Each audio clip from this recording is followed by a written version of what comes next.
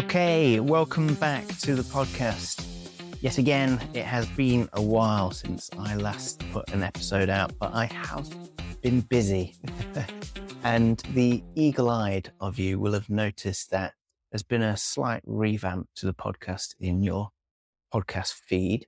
And I'm about to explain why that is.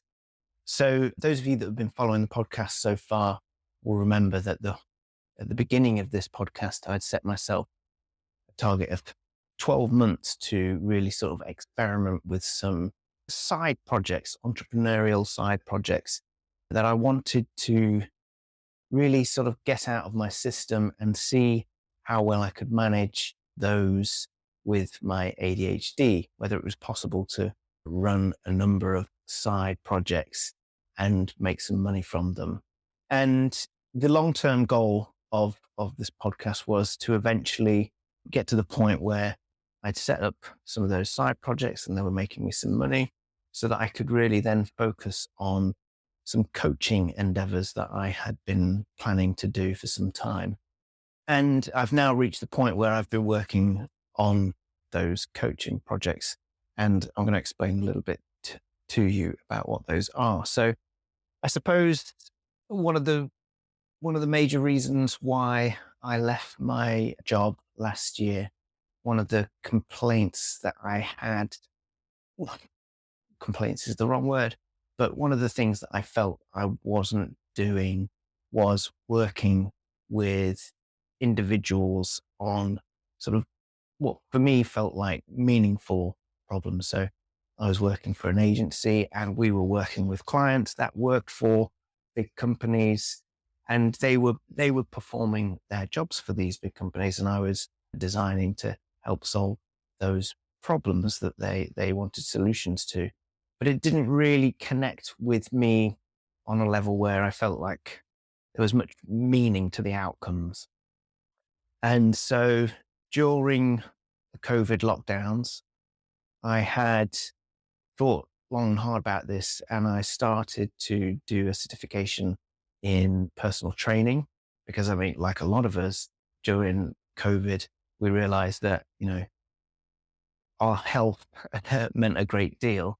And for me, before I had kids, sport and exercise was a large part of my life, which had fallen by the wayside quite a bit, as it does when you become a parent.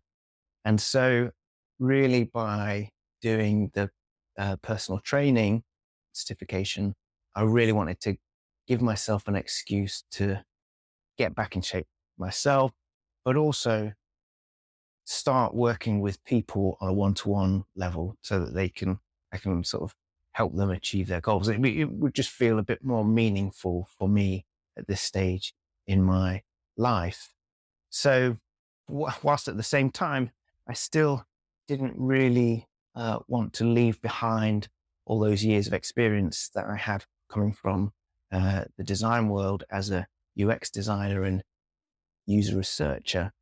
And I did want to also work with people using what's called a design thinking methodology, which is essentially where you use the design thinking methodology to break problems down into smaller chunks and create sort of a project plan, if you like. But it's one of the main points of design thinking methodology is that you can use it to help teams collaborate. So when I was working with clients in the past, we would have a number of people from different parts of the company that we needed to get to collaborate together and think together in order to create the best possible solutions to whatever it was that they were trying to design for. And so the design thinking methodology offers a really visual way of extracting people's thoughts and ideas and being able to display those in front of a team of people so that it's almost like a collective brain.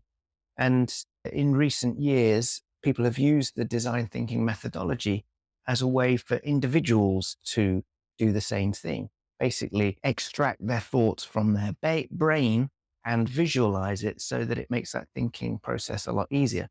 And what I found is that personally with ADHD, I've always lent on this idea of using the design thinking methodology to sort of visualize my own thinking. And it struck me that when transitioning into wanting to work with individuals as a personal trainer, that simply, you know, simply trying to get fit is actually kind of like quite a challenging life goal that people want to achieve, which when you have ADHD, it is easier said than done. So it seemed to me an obvious coupling of those two things that I am really interested in, personal training and the design thinking methodology, for someone with ADHD to try and achieve big life goals like getting fit, or whether it's changing career or starting a business, that those two things, bring them together, becoming more active, getting a lot of exercise in your daily routine, alongside with this design thinking, problem solving methodology, it could be really helpful for people with ADHD to achieve their whatever goals that they have in their life.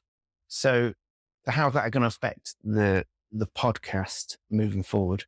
Well, I've just recorded a series of sort of bite-sized episodes that go into sort of the key points of ADHD.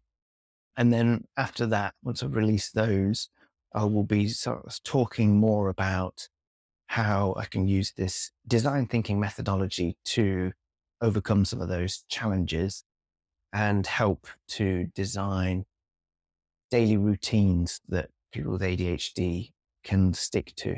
But more importantly, as you will know, that every time you try and introduce a new routine, or, you can start off with a lot of enthusiasm, but it's about being able to maintain that over a long period of time.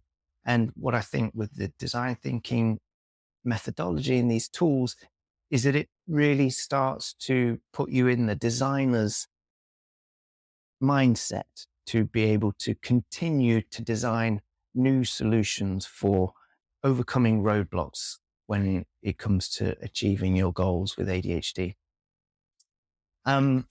So yeah, that's what I'll be looking to do in the coming weeks. And if you're interested in knowing more about these tools and using those alongside exercise and nutrition to help achieve those goals, then please do stay tuned and get in touch. All right, that's enough for now. Take care. Bye.